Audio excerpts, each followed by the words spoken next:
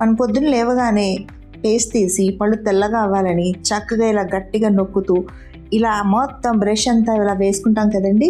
ఇలా ఇంత అవసరం లేదు మనం బ్రష్ చేసుకోవడానికి. ఎందుకంటే ఆ పేస్ట్ వల్ల మనకి నోటి దుర్వాసన తగ్గడం కానీ నోరు ఫ్రెష్ అవ్వడం కానీ ఏం జరగదు. కాకపోతే చిన్నపిల్లలకి ఇలాంటి బ్రష్ వాడాలి. వాళ్ళకి పెట్టే పేస్ట్ కూడా జస్ట్ ఇలా రాయాలంతే. మనం ప్రాక్టికలీ ఇలా జస్ట్ రాస్తే సరిపోతుంది. చూసారు కదా, ఎగ్జాక్ట్గా ఇంతకు మించి చిన్నపిల్లలు అవసరం లేదు. ఎందుకంటే వాళ్ళకి ఉయ్యడం రాదు కాబట్టి దాన్ని మింగేస్తూ ఉంటారు. 6 సంవత్సరాలు దాటిన పిల్లలు కానీ మనం కానీ జస్ట్ ఈ చిన్న బఠానీ గింజ అంతా ఇంత పెట్టుకుంటే సరిపోతుంది. దీన్ని పీ సైజ్డ్ అంటారు. ఇంతకు మించి పేస్ట్ అవసరం లేదు. దీనివల్ల పెద్ద ఉపయోగం కూడా లేదు. మనం రోజు టీవీలో యాడ్లు చూసి రకరకాల పేస్ట్లన్నీ కొనుక్కుంటాం. దీనికి కూడా మార్కెటింగ్ స్ట్రాటజీ ఏంటి? మన చిన్నప్పుడు పేస్ట్లో మూతి చాలా చిన్నగా ఉండేది. ఐరన్ పేస్ట్ వచ్చేది గుర్తుందా? ప్యాకింగ్ అనేది ఇనపద ఉండేది. మనం నొక్కితే కానీ వచ్చేది కాదు. కానీ ఇప్పుడు ఈ ప్లాస్టిక్ మెటీరియల్కి మార్చేశారు, మూతి సైజు పెంచేశారు.